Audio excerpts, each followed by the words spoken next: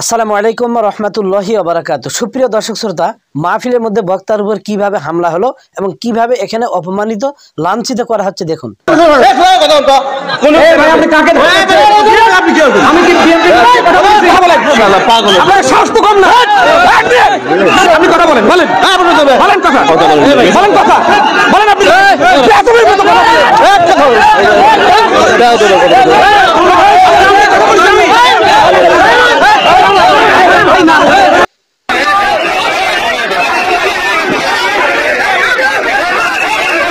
সুপ্রিয় দর্শক শ্রোতা, এখানে দুইটা বিষয় রয়েছে। এক নাম্বার হলো যে এই বক্তার উপর কে মারলো, এই ব্যক্তিটি কে, হামলা করলো কে। দ্বিতীয় নম্বর, এই ব্যক্তিকে বা এই বক্তাকে কেন মারা হলো। আমি এক মাহফিলে গেছিলাম রংপুর বিভাগে, কিছুদিন আগে তার এক মাহফিলে আমার সঙ্গে দেখা হলো, তবে সেরকম কথা হয় নাই, রাস্তার মধ্যে হয়েছে। তার আলোচনা সামথিং কিছু শুনে আমি আগে চলে এসেছি, তার কথা আমি ততটুকু শুনতে পারি নাই। তবে এই ব্যক্তি সেই দিন দেখেছি যে আবু বকর, ইনাকে হামলা করলো যে ব্যক্তি, সেটা হচ্ছে স্থানীয় একজন লিডার। আওয়ামী লীগ তো অবশ্যই নয়, কারণ আওয়ামী লীগের কোনো লিডার এই মুহূর্তে কোনো মাহফিলে দেখা যাচ্ছে না। যতগুলো মাহফিল আমি করে আসলাম এ পর্যন্ত কোনো মঞ্চে আওয়ামী লীগের কোনো লিডারকে পাইলাম না। তাহলে কি হবে, ইনি অবশ্যই বিএনপি। আর জামাত তো হবে না, তার কারণ জামাতের কোনো লিডার দাড়ি ছাড়া নেই। জাতীয় পার্টি হয়তো তিনারাও নেই, কারণ জাতীয় পার্টিও নেই, তো ইনি বিএনপি হবেন, এটা ধারণা করা হচ্ছে। তবে একে মারানো হলো কেন, যে দেখুন বক্তার উপর হামলা করা এটা একটা সম্পূর্ণ এটা অবাস্তব একটা বিষয়। একজন আলেমের কে অপমান করা, মঞ্চেই তার ঘাড়ের উপর হাত দেয়া বা তাকে এইরকমভাবে কিল ঘুষি মারা, সম্পূর্ণ এটা আদবের খেলাফ এবং জাতির জন্য এটা লজ্জাজনক এবং আলেম ওলামার জন্য বিশাল এটা একটা লজ্জাজনক। তো ইনাকে যে মারা হলো, কেন মারা হচ্ছে, এরকমভাবে ইতিপূর্বে দেখা গিয়েছে যে আওয়ামী লীগের সময় যদি কেউ সাইদি সাহেবের জন্য দোয়া করেছেন বা তার জেল খাটার কথা বলেছে, নির্দোষের কথা বলেছে, এই ধরনের কথা যখন কেউ বলেছে বা ইসলামী আন্দোলনের কথা বলেছে, তখন সেসব বক্তাকে মাহফিলেই ওই মঞ্চের মধ্যেই লাঞ্ছিত হতে হয়েছে ঠিক এইরকমভাবে। তাহলে এখন আমরা ধরে নিব যে আমি একটা গল্পের মধ্যে পড়েছিলাম, সিনেমার একটা গল্প। সেই সিনেমার গল্পের মধ্যে গল্পটা ছিল এইরকম যে দুইজন নায়ক থাকবেন, একজন মেন নায়ক আর তার অপোজিটিভ আরেকজন থাকবেন, উনি সন্ত্রাসীর পাঠ করবেন, আর একজন নায়িকা থাকবেন মেয়ে। তো ওই মেয়েটা প্রথমে যিনি সন্ত্রাসী কার্যক্রম করবেন, ওই ব্যক্তিটা জোর করে ধরিয়ে নিয়ে গিয়ে ওকে ধর্ষণের মতো একটা অভিনয়টা করবেন, মানে চরিত্র করবেন। তো মেন যিনি নায়ক, ইনি আবার করবেন ওই যে সন্ত্রাসী কার্যক্রম করতেছে তাকে উল্টিয়ে হটে দিয়ে ওইখান থেকে মেয়েটাকে ছিনিয়ে বেঁচে এনে এ আবার ভালোবাসা দিয়ে বিয়ের আগেই এর সঙ্গে আবার ওই যে ওই রকম মানে স্বামী স্ত্রীর মতো যে আচার আচরণ, এগুলো ইনি করবেন। তাহলে এতে দেখা গেল যে যিনি সন্ত্রাসী পাঠ নিলেন তিনিও এই মেয়েটাকে ধর্ষণের অভিনয় করলেন, চরিত্র অভিনয় করলেন। আর যিনি ভালোর পাঠ নিলেন যে নায়ক, তিনিও এই মেয়েটাকে ধর্ষণের মতো চরিত্র অভিনয় করলেন। তার মানে একজন সন্ত্রাসী একজন ভালো রূপে দেখা যাচ্ছে, কিন্তু মেয়েটার ছাড় নাই, উভয় মিলে মেয়েটাকে ধর্ষণে হচ্ছে। তো ঠিক আজ সমাজের মধ্যে একই বাস্তবতা রূপ নিয়েছে। ইতিপূর্বে 16 থেকে 17 বছর যে ফ্যাসিস্ট জালেম যারা ক্ষমতায় ছিল, তারা বিভিন্ন কায়দায় আলেমদেরকে অন্যায় অত্যাচার, এমনকি মাহফিলের মঞ্চে পর্যন্ত ডাইরেক্ট অ্যাকশন দিয়ে তাদেরকে লাঞ্ছনা করেছে, জেলে পুড়িয়েছে, আমাকে অনেক লাঞ্ছনা হতে হয়েছে। তো ওরা চলে গিয়েছে, এখন দেখা যাচ্ছে যে বর্তমানে আবার ভালো চরিত্র নিয়ে এতদিন পর্যন্ত আলেম ওলামাদের সঙ্গে যারা এদের বিরুদ্ধে বিভিন্ন সংগ্রাম আন্দোলন করেছিল, তারা আবার এই আলেম ওলামাদের বিরুদ্ধে যদি এইরকম কি করে, একই কায়দায় যদি এই কার্যক্রম করে, তাহলে এই আলেম ওলামা ওই সিনেমার গল্পের নায়িকার মতো হয়ে গেছে যে আলেম ওলামার কোনো অবস্থাতে বাঁচার নাই, কারণ এরা এদিক দিয়েও লাঞ্ছিত হচ্ছে, ওদিক দিয়েও লাঞ্ছিত হচ্ছে। তো আলেম ওলামার হচ্ছে এই অবস্থা এক। আচ্ছা, দ্বিতীয় নম্বর বলি যে এই লোকটাকে কেন মারা হলো। এখন আসি এই আলেম ওলামা বক্তাদের উদ্দেশ্যে কিছু কথা বলি। বক্তাদের যিনারা দায়ী আল্লাহ হবেন, তিনাদের অবশ্যই বিভিন্ন অনেক সাইড জ্ঞান রাখতে হবে।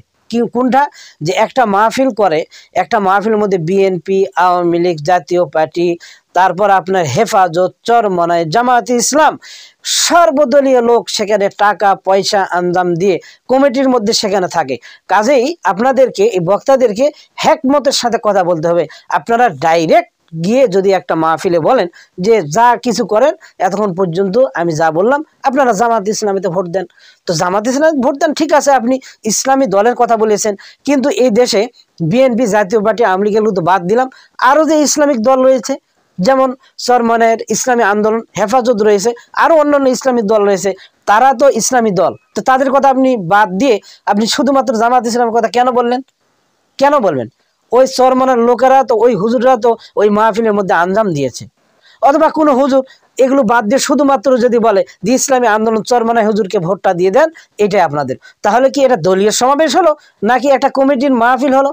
এগুলো আপনাদেরকে চিন্তা ভাবনা করে হেকমতের সাথে কথা বলতে হবে। আপনারা যদি বলেন যে হ্যাঁ আমরা এতক্ষণ পর্যন্ত যা করলাম কোরআনের পক্ষে আমাদেরকে থাকতে হবে, ন্যায় নীতিবান অনুযায়ী থাকতে হবে, ইসলামী আন্দোলনের সঙ্গে ইসলামী কোরআনের রাজ কায়েমের পক্ষে আমাদের থাকতে হবে, এই ধরনের যদি আপনারা কথা বলেন, আমার বিশ্বাস আল্লাহর কসম কোনোদিন কোনো নেতা আপনার গায়ে হাত দিতে পারবে না, আপনি যদি আল্লাহর পক্ষে কোরআনের ইসলামী আন্দোলন। কিন্তু এগুলো বাদ দিয়ে কিছু কিছু বক্তা বর্তমানে অনেক দেখতেছি আমি যে মাহফিলে গিয়ে সেখানে দেখা যাচ্ছে যে মাহফিল সে কোরআন হাদিসের কথা আছে, তার মধ্যে উনারা পুরোটা রাজনীতির তালমিল গুলিয়ে উনারা সব কিছু গুলিয়ে ফেলছে, নাম নিচ্ছে আওয়ামী লীগ, বিএনপি, জাতীয় পার্টি, হয়তো ইনি নিয়েছেন এটা আমি বলতেছি না, কিছু কিছু বক্তা মাহফিলের পরিবেশটাকে নষ্ট করতেছে। আপনারা মাহফিল করেন ইনডাইরেক্ট ভাবে বলেন, কিন্তু কারোর নাম নিয়ে না। আপনারা কেন নাম নেবেন? এগুলো, এই নামগুলো কি প্রয়োজন? আর এই বক্তাদের মাহফিলের যে কথা বলা, এই কথা বলার জন্য অবশ্যই আপনাদের কোনো প্রশিক্ষণ অথবা সেই রকম অ্যানালাইসিস আপনাদের জ্ঞান থাকার প্রয়োজন। এই জ্ঞান না করে কি হলো, বলছে যে অমুক বক্তা আজাহারির নকল, অমুককে আমির হামজার নকল, অমুককে মামুনুল হকের নকল, অমুককে হাফিজুর রহমান কুয়াকাটার নকল, অমুককে বলছে যে অমুকের নকল। এই যে নকল, তার মানে আপনি ঘরে বসে বসে ওই বক্তার ক্যাসেট শুনেছেন, শুনে এ টু জেড পর্যন্ত ওর কথাগুলো মুখস্থ করেছেন। এখন আপনি একটা ক্যাসেটের মতো বাঁচতেছেন, আপনার তো ভিতরের কোনো তদ্রূপ নিজস্ব কোনো পার্সোনালিটি জ্ঞান নাই, আপনার কোনো তথ্য সংগ্রহ করা নেই, আপনার কোনো উদাহরণ নেই, আপনি ওখান থেকে যা শুনেছেন আপনি নকল বাজাচ্ছেন। এখন লোকজন বলছে দেখি নকল কেমন হয়। আমি একটা নেটে দেখলাম যে একজন রাখাল কৃষকের ছেলে, সে একসঙ্গে হুবহু 7 জন বক্তার কণ্ঠকে নকল করতেছে। তো ওই যে একজন রাখাল বা একজন কৃষক, সে যদি নকল করতে পারে, তাহলে আপনি একজন টাইটেল পাস হুজুর হলেন বা দাওরা পাস হলেন অথবা মসজিদের খতিব, আপনি তো আপনি সারা জীবন লেখা পড়ে কি অর্জন করলেন যে আপনার কোনো পার্সোনালিটি নাই, আপনি হুবহু বজলুর রশিদের মতো নকল করতেছেন, ও যা বলতেছে একটু জেড পর্যন্ত ক্যাসেটে হুবহু তা বলছেন। আপনি একজন আজাহারির মতো নকল করতেছেন, আপনি আমির হামজার মতো নকল করতেছেন, আপনি মামুনুল হকের মতো নকল করতেছেন, আপনি ওই হাফিজুর রহমান কুয়াকাটার মতো নকল করতেছেন, তো আপনার এলেমটা কোথায়? এই জন্য ভাই, যিনারা মাঠে ময়দানে কাজ করতেছেন, বক্তা ভাইরা, আলেম ওলামারা যিনারা আছেন, আপনার এই সমস্ত নকল ফকল বাদ দিয়ে আপনারা নিজে কিছু এলেম অর্জন করুন। নিজের মধ্যে যা জানা আছে এই জানাটার মধ্যে আপনারা জ্ঞান অন্বেষণ করে জাতির কাছে সামনে পিছনে ডানে বামে উপরে নিচে সব কিছু চিন্তা ভাবনা করে আপনারা দায়ীর আল্লাহ হিসাবে এক তাওহীদের দাওয়াত দেন, ইনশাআল্লাহ তাআলা আপনারা লাঞ্ছিত হবেন না। আর যদি আপনারা ওই কে কোন কথা বলেছে ওই নকল করতে যান, অবশ্যই এই ধরনের অপমান হতে যাবেন। এই জন্য নকল থেকে আমাদেরকে বিরত থাকতে হবে। যেমন একজন হাতুড়ি ডাক্তার, সে প্রতিটা মানুষের যে কোনো তার পেটের অসুখ হইলে সে হর্তুকি এনে পিষে পিষে দিত, ওই ব্যক্তির পেটের পায়খানা, গ্যাস্ট্রিক সব কিছু ভালো হয়ে যেত। কারণ হর্তুকি খাইলে এমনি একটা মানুষের অসুখ ভালো হয়ে যায়, এবং হর্তুকি খাইলে এমনি একটা মানুষের পায়খানা হবে কিছুক্ষণ পরে, এটা হর্তুকির একটা স্বভাব। তো কালক্রমে ওই ডাক্তারটা মারা গিয়েছে, তার ছেলে রয়েছে, ওই ছেলেটা এখন বলতেছে এলাকাময় যে আমি এগুলো সব কিছু ওষুধ যত ডাক্তারি আছে সব কিছু আমি জানি। তো এক সময় দেখা গেল যে একজন ডায়রিয়ার রুগী, ওই ডায়রিয়ার রুগীর তার ছেলের কাছে আনা হলো। তখন বলা হলো যে এটা পারবে? বলছে হ্যাঁ, এই রুগীকে আমি ভালো করতে পারবো। তখন ওই ডায়রিয়ার রুগীকে ওর ছেলে হাতুড়ি ডাক্তার হর্তুকি পিষে খাওয়াই দিছে। তো যেই খাওয়াই দিছে, এক ডায়রিয়া আরো 5 ডায়রিয়া বেড়ে গেছে। কারণ হর্তুকির স্বভাব হলো সেইটা হলো যে পায়খানা শুধু ছেড়ে দিবে, আর ডায়রিয়ার তো পায়খানা নিয়ে সে সমস্যা ভুগতেছে। তো এক পর্যায়ে দেখা গেল যে জীবন যাওয়া আসা, শেষ পর্যন্ত হাসপাতালে নিয়ে যাওয়া হলো, যার পরে ওই রুগীটা মানে মরণার সংকটাপন্ন। তখন ডাক্তার বলল যে এর ডায়রিয়া হয়েছে, এখন পায়খানাটা বন্ধ করতে হবে। তো একে নিয়ে গিয়েছে কোথায়? বলছে আমরা এক হাতুড়ি ডাক্তার কাছে নিয়ে গিয়েছিলাম, গিয়ে সে অবস্থা। তখন খোঁজ নিয়ে দেখা গেল যে ওই হাতুড়ি ডাক্তার হর্তুকি নামে এই ফলটা খাওয়াইছে এই বাংলাদেশে বা বিভিন্ন জায়গায়, হয়তো এই ফলটা বিভিন্ন আকারে আপনারা নাম করতে পারেন। তখন ডাক্তার বলল যে এই হর্তুকির কাজ হলো বেশি করে পায়খানা ছুটিয়ে দেওয়া। তো এর কাছে আপনারা কেন নিয়ে গিয়েছেন? তো কোন রোগের কোনটা ঔষধ লাগবে এইটা সে জানে না, পাইকারি হারে হর্তুকি দিয়েছে, দিয়ে ডায়রিয়া রোগী মরতেছে। ঠিক যদি তদ্রুপ কোনো আলেম ওলামা কোরআন হাদিসের এলেম সব কিছু বাদ দিয়ে কোনো বক্তার কোনো ব্যক্তির নকল করে এ যদি এই ধরনের ওয়াজ করে, তাহলে সমাজে এইরকম বিপদ ঘটিয়ে যাবে যেই রকম বিপদ ঘটে গিয়েছে এই হাতুড়ি ডাক্তার আর এই ডায়রিয়ার রোগীর।